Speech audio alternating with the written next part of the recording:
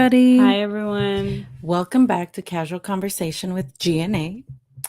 So, we are having a late night session tonight. Um, I don't know, we were, I guess, doing stuff. Yeah, caught up. um, but we're here. It's late. It's a little bit late, but yeah, we decided, hey, let's do a quick one. We're gonna talk about King Tut. Um, and the curse, I guess, that they say it has. So I thought it was interesting, and I'm like, let's just talk about that. If Eileen looks a little tired, It's because it's because she is. yeah. All right. So we're gonna start. All right, here we go. So I don't know, it has some dates, 1341 and 1323. I don't know what that means. Oh, I BCE, guess that's when um that he span was yeah, his dynasty. So I don't know how to say his name. I mean, it's like Tu Tut Tutan Tutankhamun. Tutankhamun. Okay, so Tut. he is known as King Tut, and he was the 12th pharaoh of the 18th Egyptian dynasty in power, approximately 1332 and 1323, which that's a long time ago, dude. Um, I mean, it wasn't too long though that he was king for, right? Pharaoh? Mm-hmm. Yeah. Because he died at a pretty young age. Um, During his reign, King Tut accomplished little. However, his powerful advisors restored the traditional Egyptian religion, which had been set aside by his father, who led the Amarna Revolution. After his death at the age of 19, King Tut disappeared from history until the discovery of his tomb in 1922. Since then, studies of his tomb and remains have revealed much information about his life and times, making King Tut one of the best known ancient Egyptian kings. Which is cool. I mean, I didn't know that this was, I guess, the most recent pharaoh that was discovered, right? I don't know if there's been newer ones. I'm not too familiar, but I know that he was like, uh, you know, a popular one, right? Mhm. And I think because mostly due to him being young, but also having like a short span. Like a short lifespan. Yeah, and also like a short span in the reign as Oh, well. yeah. Well, he was born in circa in 1341 in ancient Egypt. He was given the name Ta Tutank. I don't know. Tut and Kahaten. It's hard to pronounce, and which meant the living image of Aden. After taking power, the boy king changed his name to Tankum. I don't know. I don't know how to say it. Tut and Sorry, I apologize. Kahum. Um, and so yeah, so King Tut's father was the son of a powerful Ak- Akhenaten. Akhenaten. Akhenaten. And his mother was probably one of Akhenaten's sisters. Wait, so there was like, wait, I'm confused because he was the son of this guy, right? And his mother was one of his sisters The mother was probably one of the sisters of the king, yeah, but it says that he was the son of the king. Amenhotep. At the time of his birth, ancient Egypt was going through great social and political Upheaval. upheaval.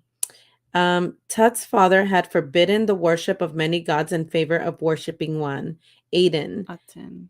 and the sun disk. For this, he is known as the heretic king. That's crazy. Historians differ on how extensive the change from polytheism to monotheism was, whether the father was only attempting to elevate Aten above the other gods. It does seem, however, that his intent was to reduce power of priests and shift the traditional temple-based economy to a new regimen run by local government administrators and military commanders. That sounds like today. Yeah. That sounds very like what is it? Like Modern. modern, yeah. As a populace, right? Was Yeah, forced to honor populace. Athen, the religious conversion threw the society into chaos. The capital was changed from Thebes to Armana, and the father put all of his efforts into the religious transition, neglecting domestic and foreign affairs. As a power struggle between old and new intensified, the father became more autocratic, right? Autocratic, Autocratic. In and his his regime. regime Oh my bad, regime. more corrupt. Following a 17-year reign, he was gone, probably forced to abdicate, and died soon after. His 9-year-old son, Tut, took over around 1332. So his father reigned for 17 years. That's a long time, I think. But I don't know if that's like a long time for back then. You know what I I mean? mean, it sounds like a long time. Okay, so the boy, he was a boy king, right? At this point. And he was just 9 years old when he assumed to power in 1332. The first years of his reign were probably controlled by an elder known as A, who bore the title of Vizier. A was assisted by Haroneb, Egypt's top military commander at the time. Both men reversed the the father's decree of worship Aten in favor of the traditional polytheistic beliefs. King Tut had the royal court moved back to Thebes, right? Thebes, Uh right there. huh. Uh huh. He sought to restore the old order, hoping that the gods would once again look favorably on Egypt. He ordered the repair of the holy site and continued construction at the temple of Karnak. He also oversaw the completion of the red granite lion at Soleb. The granite lion. Okay. Mm. So, I mean, we've seen some of those, right? While foreign policy was neglected during the father's reign, Tut sought to restore better relations with Egypt's neighbors. While there is some evidence to suggest that Tut's diplomacy was successful during his reign, battles took place between Egypt and Nubians and Asiatics, right? Over territory and control of trade routes. Asiatics. Yeah. Asiatics. Tut was trained in the military, and there is some evidence that he was good at archery. However, it is unlikely that he ever saw military action. That's interesting. So, this is around 1332, the same year that Tut took over power. He married his half sister and daughter of, I guess, the same The dad. dad and Queen Nefertiti. While the young couple had no surviving children, it is known they had two daughters, both likely to have been stillborn. Evidence indicates that following King Tut's death at 19 years old, his wife contacted the king of Hades. I don't know what that is. Hittite. I don't know where that is. Asking for one of his sons as husband. And so the Hating king sent a candidate, but he died during the journey, most likely assassinated before he got to the royal palace. That's crazy, dude. Like, because does she automatically become the queen because of the husband's death? I mean, was that a thing back then? I mean, yeah, because Cleopatra was queen. I mean, So, I'm not sure. I mean, did she have to have a king? I don't know. It's crazy. That's a good question. Hi, Danny. Hi, Diane. Yeah, so she couldn't get another king, I guess. This attempt to forge an alliance with foreign power was most likely prevented by oh, okay, that makes sense, who were still in control behind the scenes. Evidence shows that his wife later married A before disappearing from history. Ooh, that's crazy. Wow. That's crazy. Okay, so we're going to talk about his death. Research suggests that King Tut died in circa of 1323 from a gangrene infection at the age of 19. The infection was possibly the result of a broken leg. Early investigations pointed to bone fragments in King Tut's skull to propose the theory that he died from a blow to the head by political rivals. However, a full scan of his body in 2006 found damage to King Tut's skull that occurred after his death due to bad handling of his mummy, which I heard that it wasn't mummified correctly. And I wonder if it was because he was already like decomposing by the time they found Mhm. him. I don't know what I mean, nobody knows what the situation was there, but that was weird. Another 2010 study of King Tut's DNA found he had malaria and was disabled, requiring a cane to walk, which could have precipitated his fall and made his leg infection worse. Mm. So that's a little summary of King Tut. But I wanted to kind of talk about, because I didn't know that there was curses. I mean, alleged curses with mummies. I know you've seen the movie. We've seen the movie. Yeah. Right. And then Mhm. like supposedly that once they got to the death, whatever this place, um, and they opened like the mummy, the body, and then they Yeah. opened like the book It's of like, death, and yeah, like opening like, Pandora's box. right. And so people started like dying right away because it's cursed. I know that in Egypt, they believed in curses. They were very superstitious. And so that, I mean, thinking that this is a possibility, that this can cause people to die was kind of like interesting to me because I haven't heard of that. I mean, maybe I have, but I just don't remember. But after the discovery of King Tut's tomb, there were some deaths, and people tend to say that it was because of the curse. Mm. I don't know if that's true. I mean, could it be a coincidence? It could be. Okay, so we're gonna get into some of the deaths and how they happened, and if it was weird, if it's possible, does it make sense? Is it logical, or is this just maybe a curse? So go ahead, Eileen. Okay, on November 4th, 1922, a team of researchers led by British archaeologist Howard Carter discovered a step that marked the entrance to King Tut's tomb. When King Tut's tomb itself was unearthed on November 26, 1922, after more than 3,000 years of uninterrupted repose, some believed the pharaoh unleashed a powerful curse of death and destruction upon all who dared to enter his eternal slumber.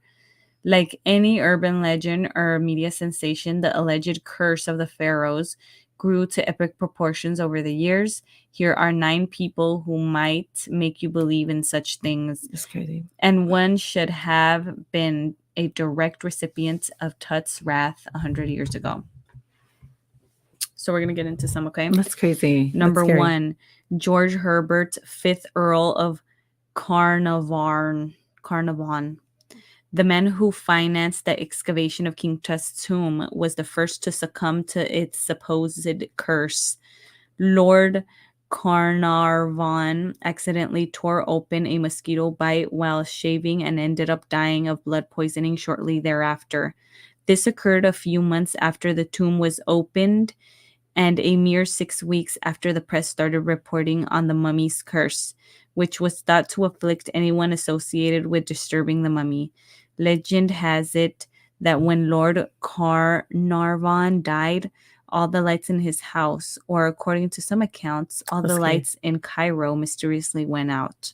Dude, that's so scary. Yeah. And like I've heard that in these um excavations or findings of tombs throughout history, they always put this kind of like warning, Oh, or okay. this like, do not disturb me if you don't want to have like so many years of like bad luck, or whoever disturbs this tomb will die, things like that.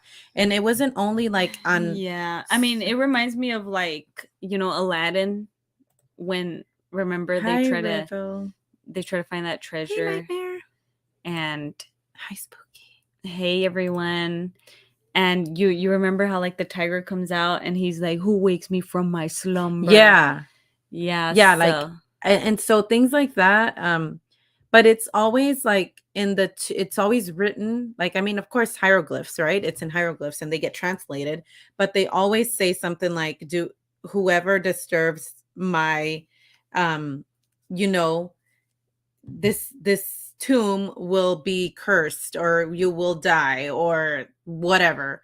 And I didn't know that most of them had that. And so now knowing, okay, there's 9 people that died from yeah, this then it's, like King Tut best stuff. to leave that aside. I mean, it gets you thinking. I mean, do you think it's worth No, like the man. history, us like excavating and finding these things that were from thousands of years ago, and for us to learn more about it? Or do you think we should just leave it as it is and I do not? think it's interesting to learn about, but at the same time, like at the risk of your life. But you know that there's always those people that don't believe Yeah, that I it's mean, true. Like they're like, no, there is no way like this is all superstition. Like we're scientists, right? yeah. So to think that so many people and it's only natural too that people die eventually of something, but not related to that. It could be just natural things that just Yeah. happen. But okay, so this guy, the one that's started the excavation, right? Mosquito bite. Interesting. He died from a mosquito bite, and he got blood poisoning. And according to some accounts, the lights went out in Cairo. That would freak me Yeah, out. I that would be would. I'd like, be all like, right, all right, what in the it's world? definitely cursed. Yeah. So I don't Um, know. yeah, that's kind of All right, creepy. let's go to the next guy. That's the first guy. Yeah, that's the first And that guy. happened how many? 6 weeks Um, after? No, wait. no, it didn't say like it didn't have a After the tomb? was opened, so like a mere 6 weeks. Okay. I don't know. Um,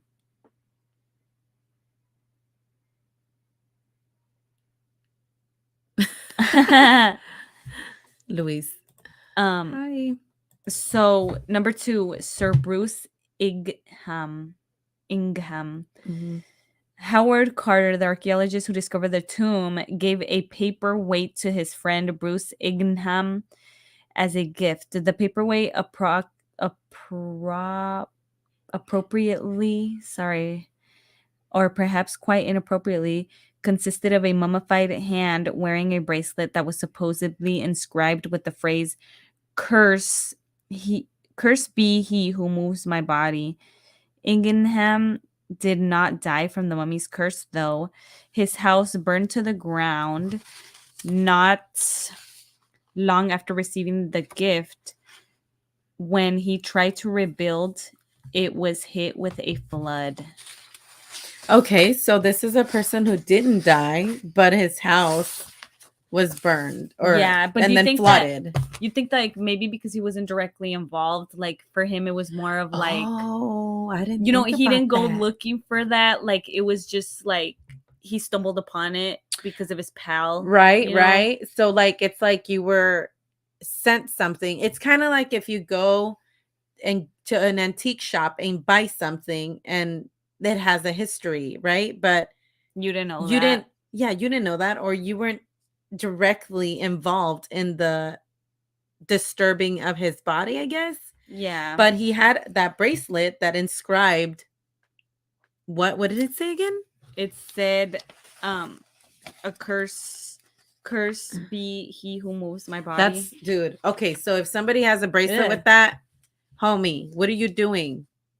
Like, I why are know, you I even know, sending it to me? man. I would be Like so pissed if I'd this be somebody like, sent me dude, that. yeah, like you Mhm. read what it said on the bracelet, bro. Like, why would you think it was a good idea And to then give it? plus, why would you even send somebody a hand of a Yeah, mummy? man. Like, Bro, like what's wrong with you? that's creepy. That's creepy, man. So, anyways, guys, number 3, George J. Gold, right? George J. Gold was a wealthy American financier and railroad executive who visited the tomb of Tut in 1923 and fell sick almost immediately afterward. He never really recovered and died of pneumonia a few months later. Okay, so he was in contact with the site. That's crazy. That's crazy. But I mean, pneumonia, okay. Yeah. All right. Okay. It was cold or something. I don't know. Number 4, Aubrey Herbert. It's said that Lord Carnarvon's half brother suffered from King Tut's curse simply by being related to the amateur Egyptologist. Egyptologist Aubrey.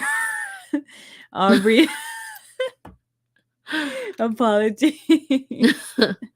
Aubrey Herbert was born with a degenerative eye condition and became totally blind late in life. A doctor suggested his rotten, infected teeth were somehow interfering with his vision. So Herbert had every single tooth pulled from his head in an effort to regain his sight. It didn't work.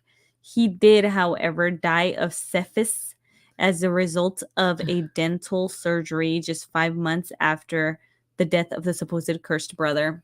He died of sepsis. Oh, That's what did I crazy. say? Syphilis? Yeah, it's like a blood Sepsis. infection. My apologies. That's scary. Hey, brown dwarf. How are you? Okay, so what do you think about that guy? I don't know. Like reading into these stories. Okay, but he was related to Yeah, the guy, but he that's wasn't even there, was he? Hey, but you don't know how like brutal curses are, That's crazy. how far they extend. And then like whatever doctor told him like, "Oh, your teeth are causing your vision to go bad." Like That's crazy. you got to take them all out. That's That's crazy. crazy, That's dude. crazy. Like Number 5, Hugh Evelyn White. Hugh Evelyn White, a British archaeologist that visited King Tut's tomb and may have helped excavate the site. By 1924, after seeing death sweep over about 24 of his fellow excavators, Evelyn White died by suicide, but not before writing. Allegedly, in his own blood, I have succumbed to a curse which forces me to disappear. Wow. wait. Why does it say that there was A death sweep a of death about 2 sweep dozen. That's 24 excavators, of guys. 2,000 of his fellow excavator? But I mean, was it excavators from that site or was it from a different site? Or was it like I mean, it's a lot of or like excavators. I don't know, it's still kind of And weird. then like apart from that, like the thing that's really weird about this, these cases is like the curse. You know what I mean? That like they all somehow mention curse. You know what I mean? Mhm. So, Because this person committed suicide. That's scary. yeah. But not before writing. And then they wrote that in their blood Yeah, because man. of the Like curse. But do you think that they like kind of like subconsciously like or maybe they just had it in their mind that there was a curse and they just made it true? Like the they made it true in their placebo mind. effect, you know? Well, I mean, but it just goes to like tell how much fear they had. I mean, they knew what they were getting into and they had like fear Yeah. because of it, And plus throughout history, So they like have to have known that these excavation of these mummy remains have caused, right? Like yeah, deaths or whatever, because or there was like a curse already, like I'm just thinking like whether it the curse is there or not, like it kind of took over their lives a bit, to where it's like they kept thinking about it. yeah, Number 6, Aaron Ember, American Egyptologist Aaron Ember was friends with many of the people who were present when King Tut's tomb was opened, including Lord Carnarvon.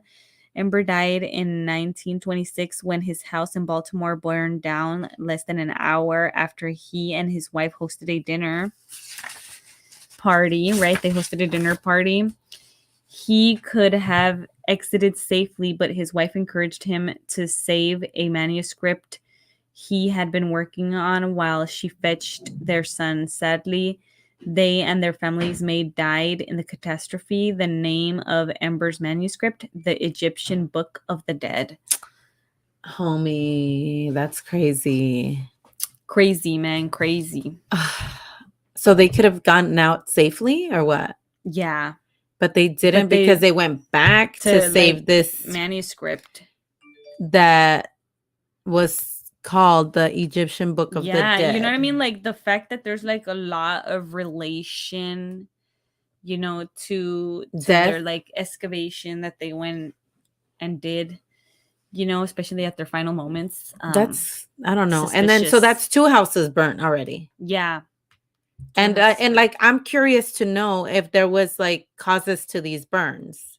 Yeah. You know, like was it just spontaneous or was it just like, oh, we left the fire pit on and something caught fire? I don't know. And I guess he worked with Lord Carnarvon, right? Which was the dude that started the whole thing, right? The dude that started the whole thing. And then here's another one, right? With the same dude. Look, here you go. Number 7, Richard Bethel.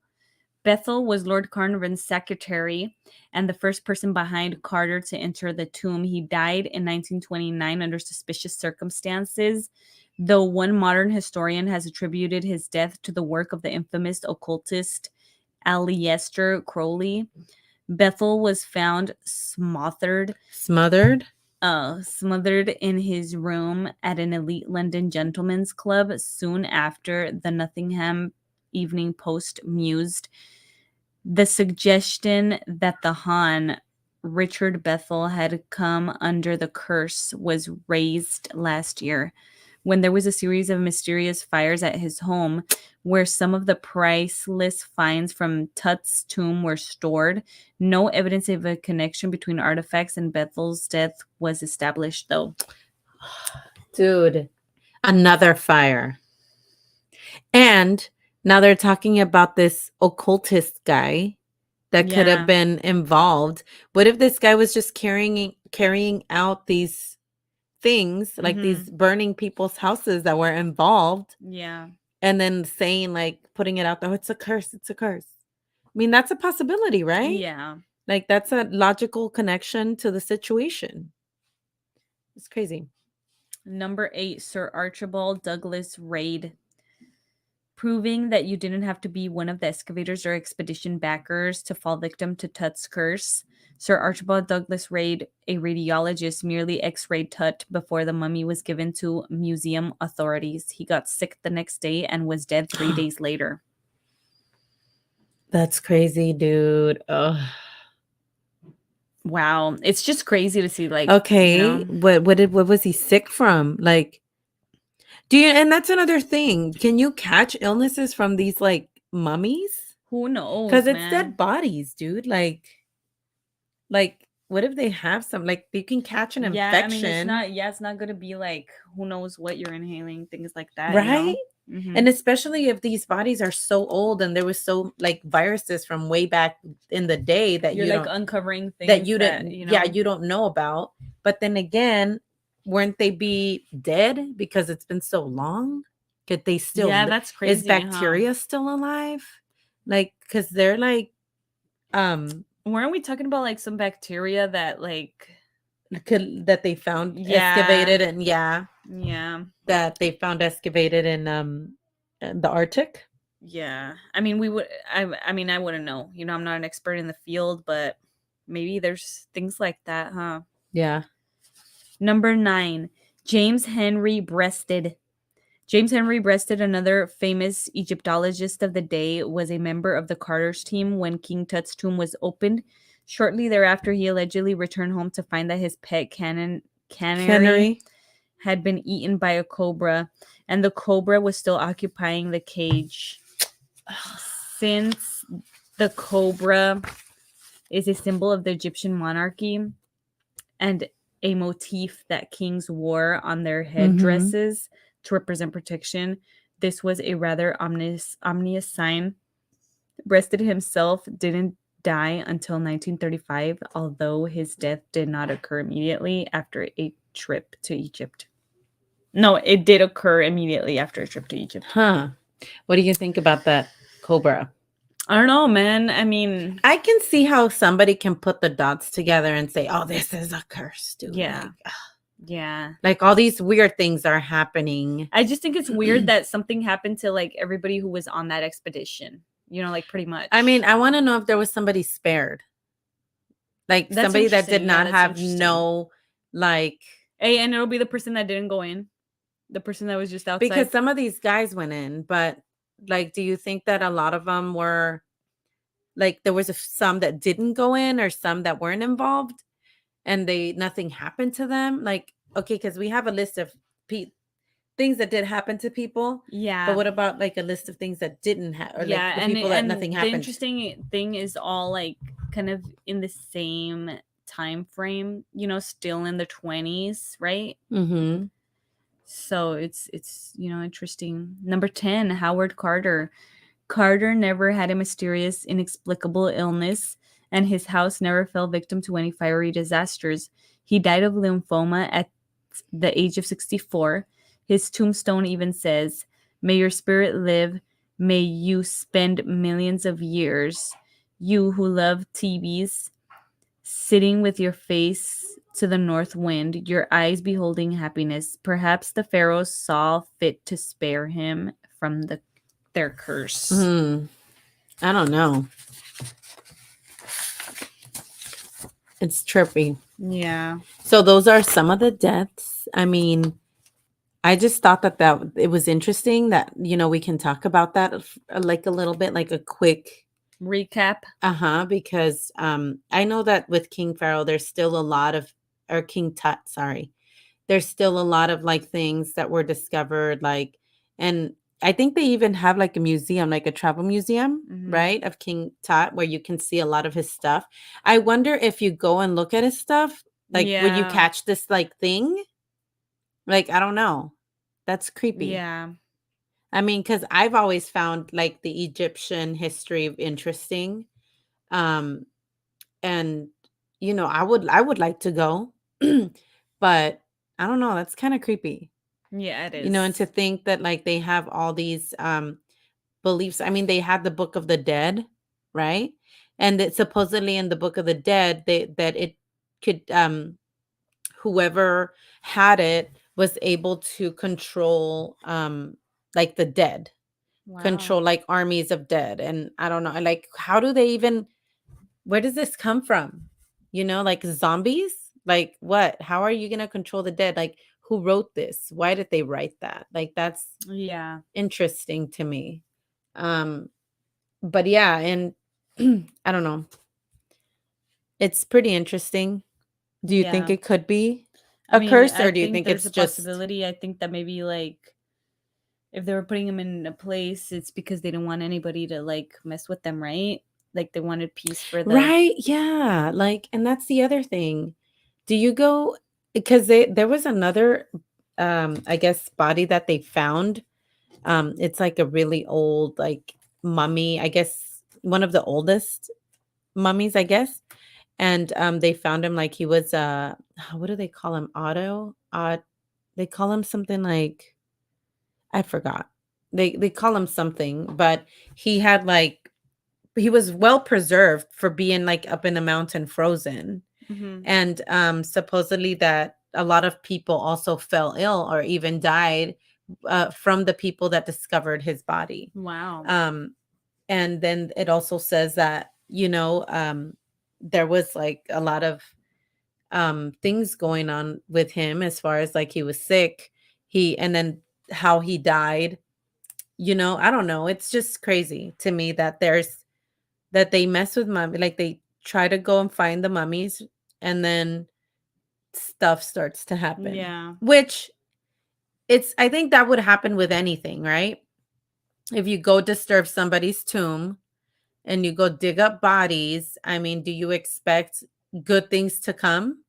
Yeah. You know what I mean? Like, or is it something that you're not supposed to do and maybe something else can happen? Like, you can bring things upon yourself for doing things like that. I don't know.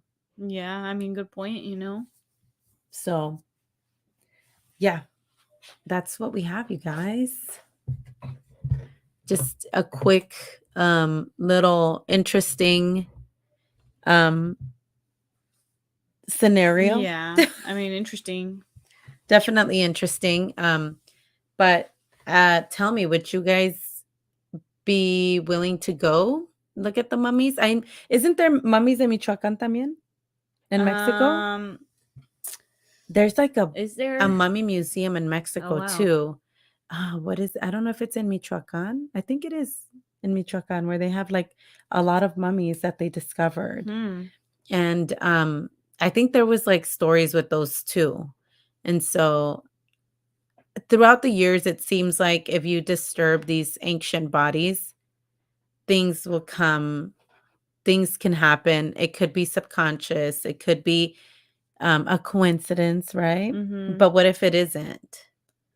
Yeah. That's crazy. That sounds crazy to me.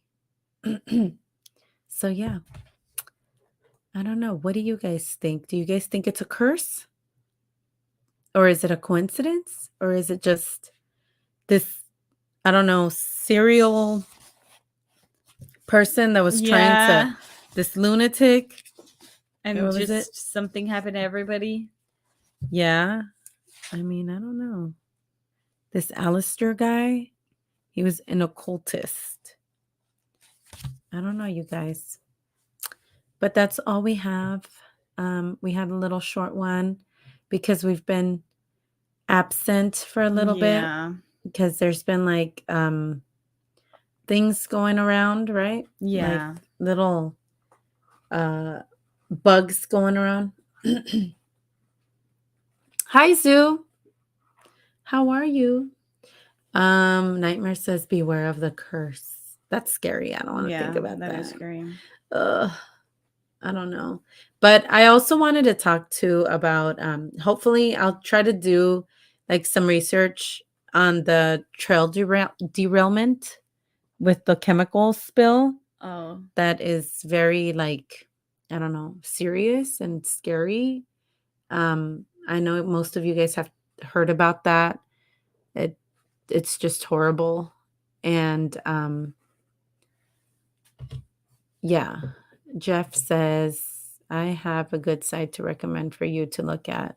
Has a lot for you to research. Sure, send it to us. You can send it to us by, let me put our email. Our email address.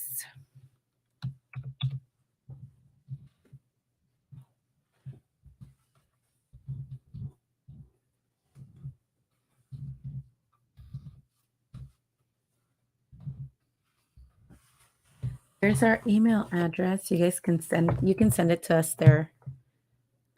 Jeff. But yeah, you guys, we appreciate everybody that showed up late night and said hi. And hopefully we can do another show next week. We'll try to do like some research on that. I don't know if we should do, I don't know. I'll think about it. I'm trying to see if we want to do the trail, the Oh, rail, okay. the train one, or if we find a different one, then we'll do that. But yeah, you guys, we appreciate it. I know it's late. I know Eileen's tired because we both woke up early today. So Yeah. but we thought we'd come by and say hi for a little bit and just Check share, in. check in, share a little interesting tidbit. Mm-hmm. But yeah, that's all we have. We appreciate everybody. Yeah, thank you for joining. Thank you guys for showing up, and hopefully we'll see you next week. If not, you'll see me in the chats. I'll be in there. Have a good night, everybody. Good night, everyone. Bye. Bye.